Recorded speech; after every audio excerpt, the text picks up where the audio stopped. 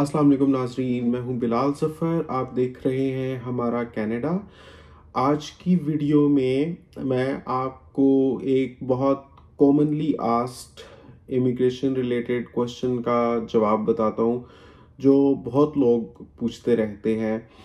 और वो ये है कि अगर हम कनाडा आना चाहते हैं और फ़र्ज़ करें कि पहले पूरी फैमिली में से एक बंदा इमिग्रेट करके कनाडा आता है, यानी परमानेंट रेजिडेंस लेकर कनाडा आता है, तो क्या उसको वो सारे प्रूफ ऑफ फंड्स अरेंज करने पड़ेंगे जो पूरी फैमिली के लिए होते हैं, या खाली एक बंदे के बराबर ही पैसा अगर वो अरेंज करके शो कर सकते हैं तो काम उनका चल जाएगा?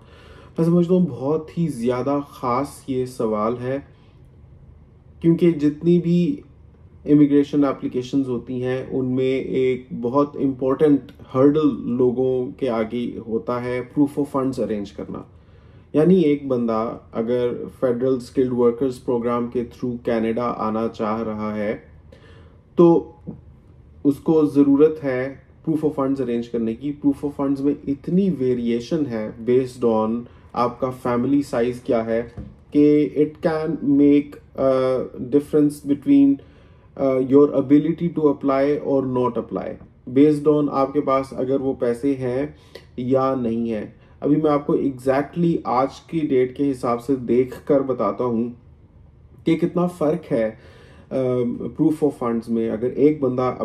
आता है या अप्लाई करता है, मतलब एक बंदे की फैमिली है या एक से ज़्यादा बंदों की फैमिली, तो अगर एक बंदे की फैमिली है, मतलब सिर्फ एक अकेला बंदा है, जैसे गैर शादीशुदा मर्द या औरत अगर पीआर लेकर कनाडा आना चाहता है और उसको प्रूफ ऑफ फंड्स शो करने हैं 13,757 कैनेडियन डॉलर्स,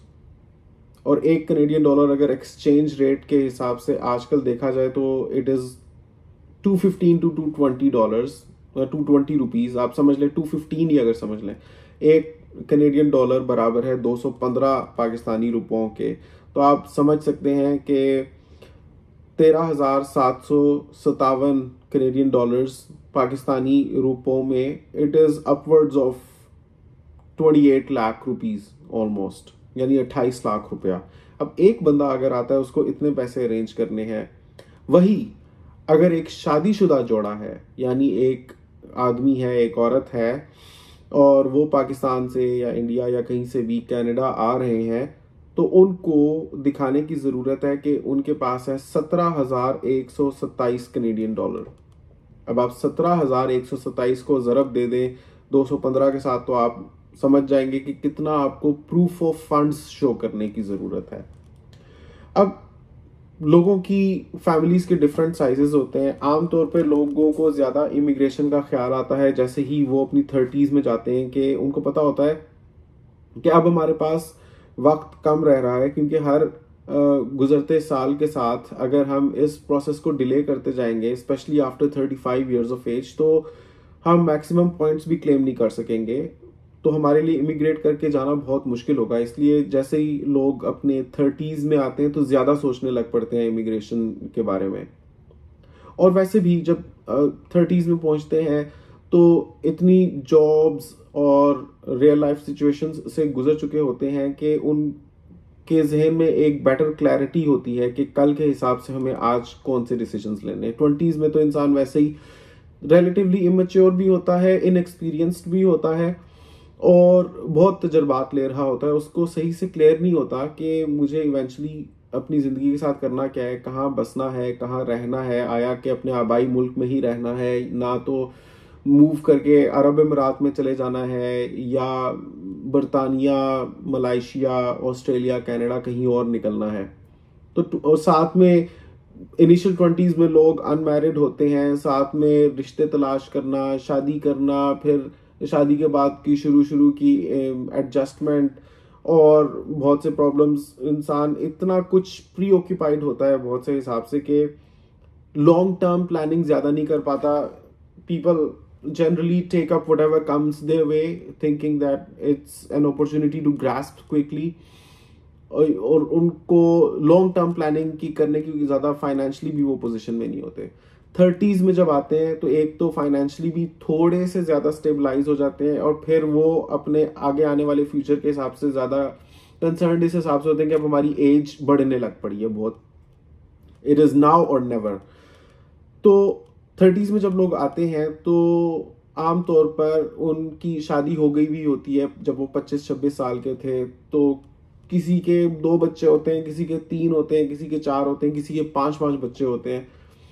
और लेट्स सपोज एक 4 बच्चों की फैमिली है, 2 हस्बैंड वाइफ, 2 पेरेंट्स हो गए और 4 बच्चे, टोटल 6 बंदों की फैमिली। अगर 6 बंदों का अगर हम तखमीना लगाएं कि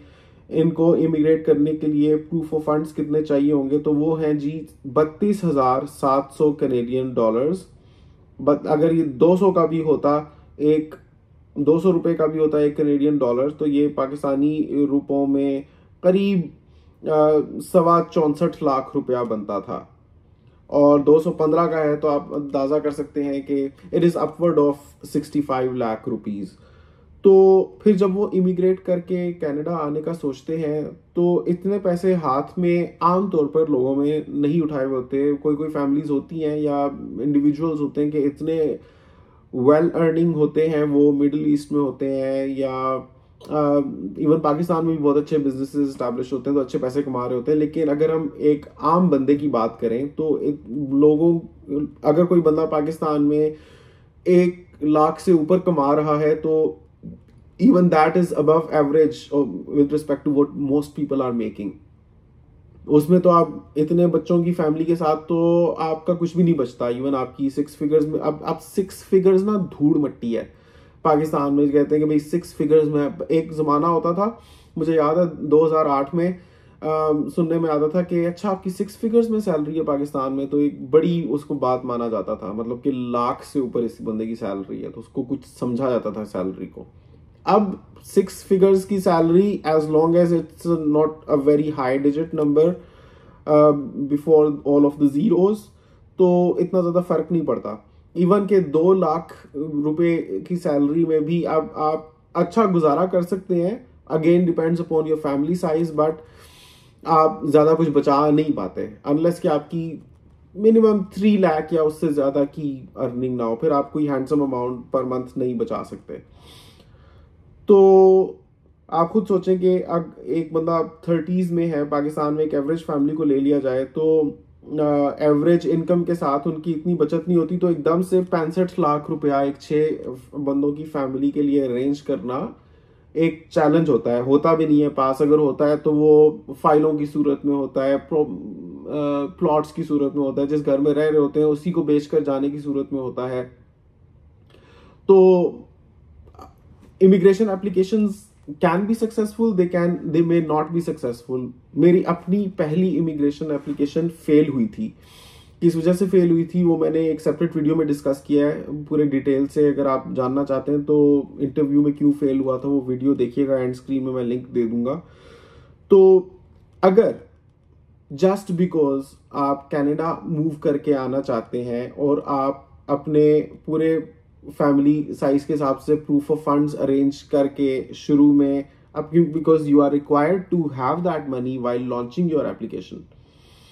तो उसके लिए अगर आपको अपना घर बेचना पड़ जाता है, प्लॉट बेचना पड़ जाता है, बाद में आपकी एप्लीकेशन का कुछ भी नहीं बनता, तो थोड़ा सा डिफिकल्ट हो जाता है। ज्यादा वही लोग इस काम में पड़ते हैं जिनके पास उसके उन घर और प्लॉट्स के अलावा भी इतना होता है कि वो चांस ले सके अपने पैसे के साथ, अपनी जिंदगी के साथ एक चांस ले सके। ऑनेस्टली माशाल्लाह मेरे पास भी था, विच वॉज वाई मैंने ये दोनों दफा एक कह सकते हैं पंगा लिया। एक दफा 2014 में जब लिया तब तो मैं था ही सिंगल और मेरे पास इतने पैसे थे इमिग्रेशन एप्लीकेशन या प्रूफ ऑफ फंड्स के अलावा कि मुझे ना तो कोई घर या प्लॉट बेचने की ज़रूरत थी, मेरे पास वो पैसे ही थे,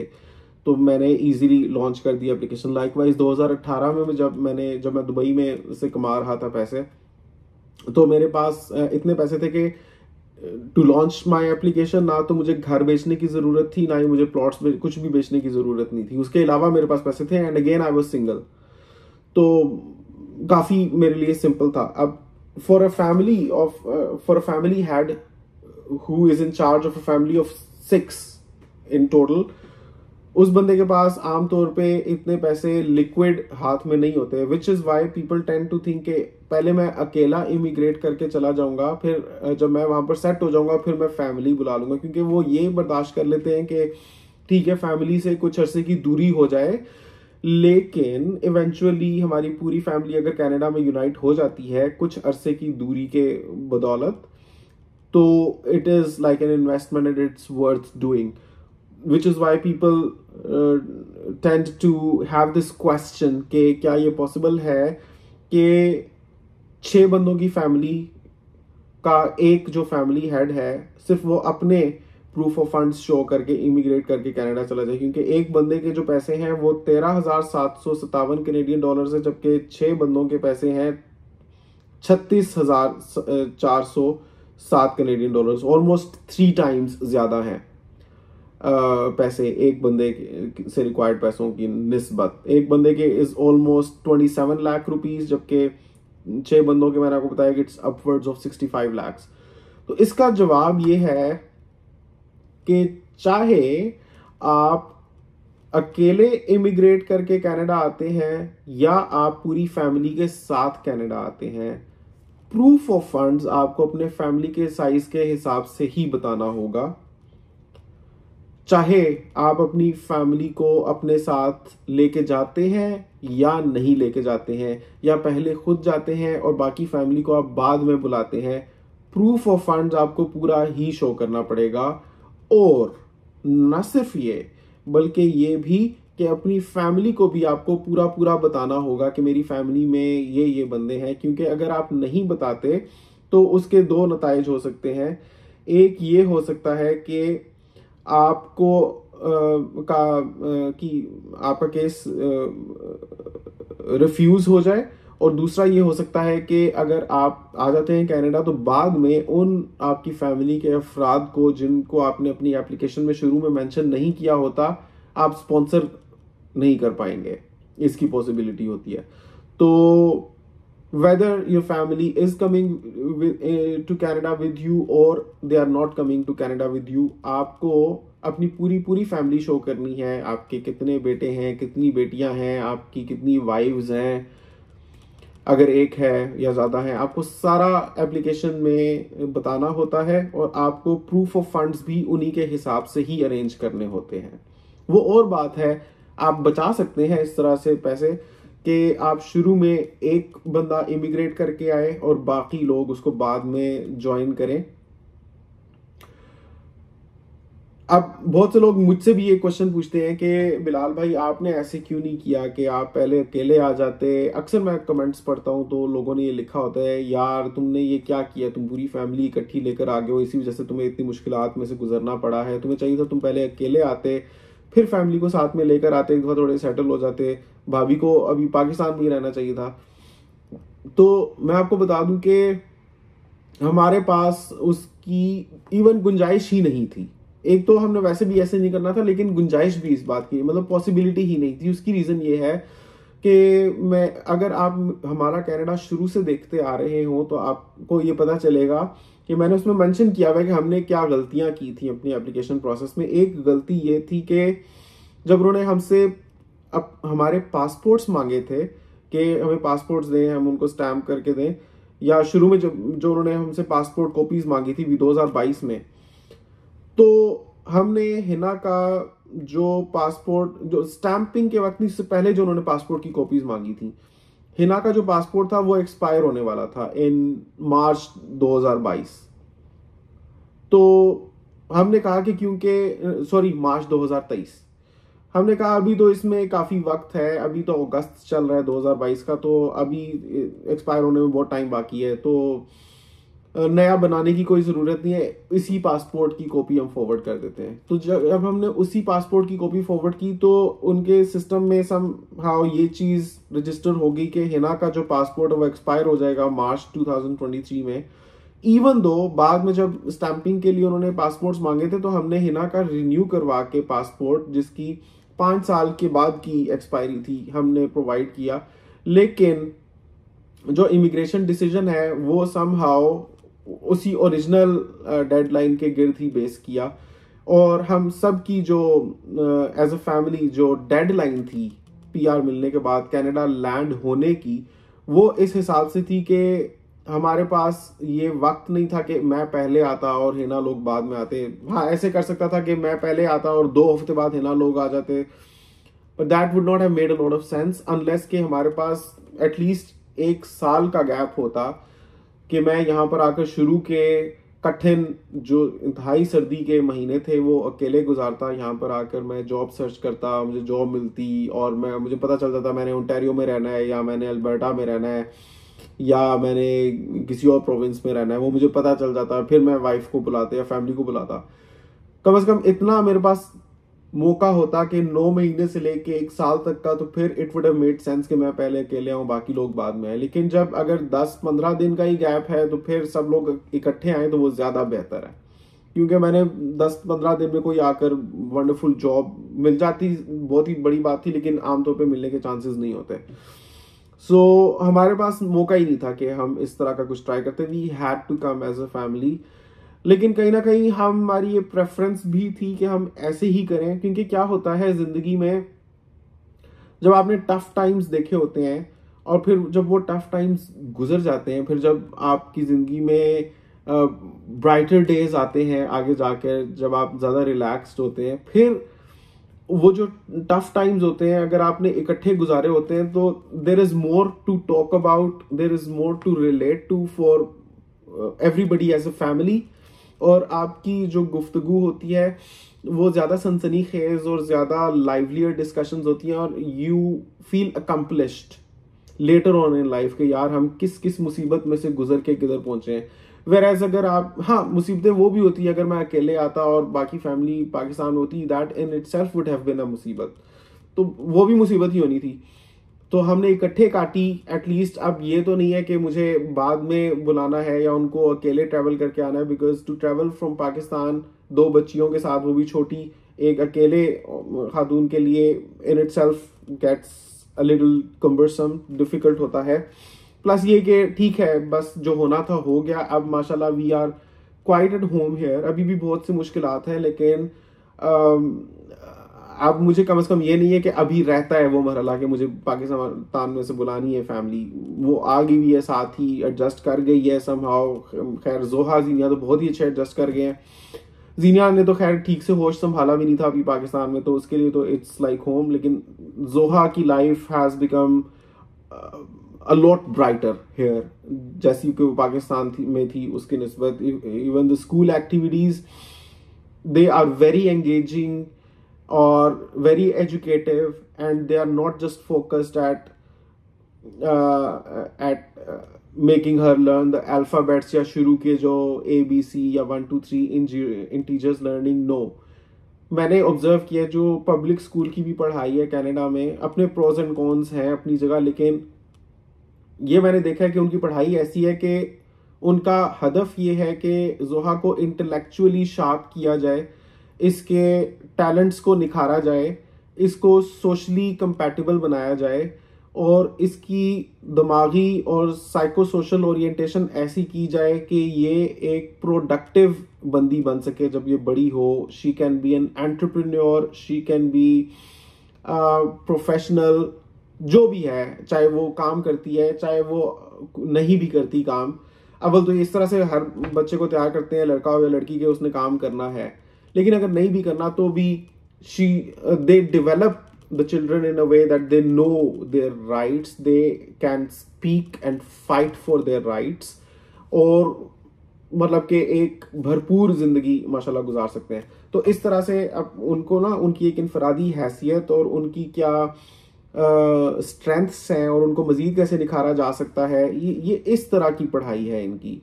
because of which it is not a lot about ABC 1 2 3 or poems like it is in Pakistan and in the initial stages. It is more about the physical activities, the social activities, एक इकट्ठे काम करना as a group, चाहे वो forest में हो जाकर आपने बीटल्स कलेक्ट करनी है या नेचर एक्सप्लोर करनी है या आपने ड्राइंग करनी है या आपने रोल्स प्ले करने हैं, टैबलोज करने हैं, ड्रामा एक्टिविटीज परफॉर्म करनी है। So it's more about developing children and providing them with a very engaging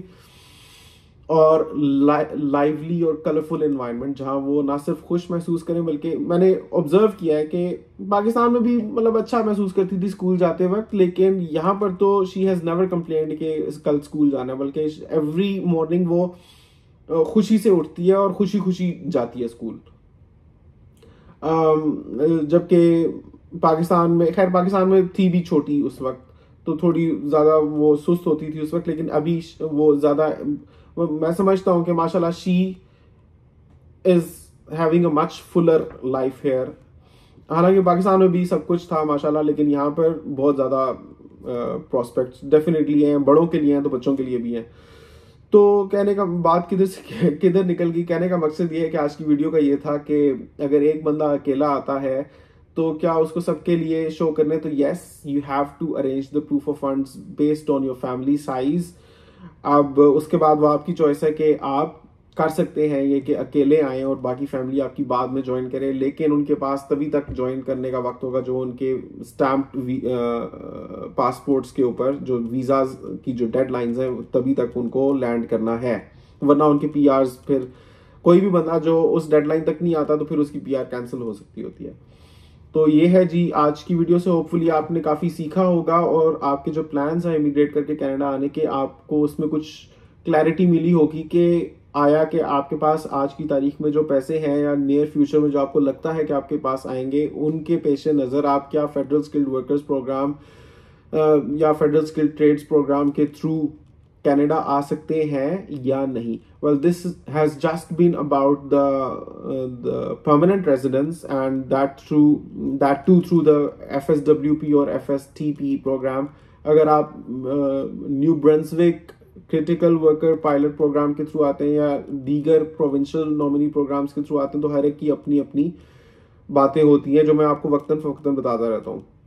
अगर आपने नहीं देखी तो मैंने बड़ी एक डिटेल्ड वीडियो बनाई है न्यू ब्रंसविक के प्रोग्राम के हवाले से, उसका लिंक भी एंड स्क्रीन में शेयर कर दूंगा, जरूर देखिएगा। हमारा कनाडा को जरूर सब्सक्राइब करें और अपना बहुत ख्याल रखें। कमेंट्स में माशाल्लाह लिखें और ये भी बताइएगा कि ये वीडियो आपने दुनिया के किस कोने से देखी है, और ये भी बताइएगा आप क्या समझते हैं कि मुझे कनाडा अकेले आना चाहिए था या हमारा फैसला पूरी फैमिली के साथ इकट्ठे आने वाला ज़्यादा सही था। अपनी राय का इजहार कीजिएगा and thank you for watching the video. Allah हाफिज़।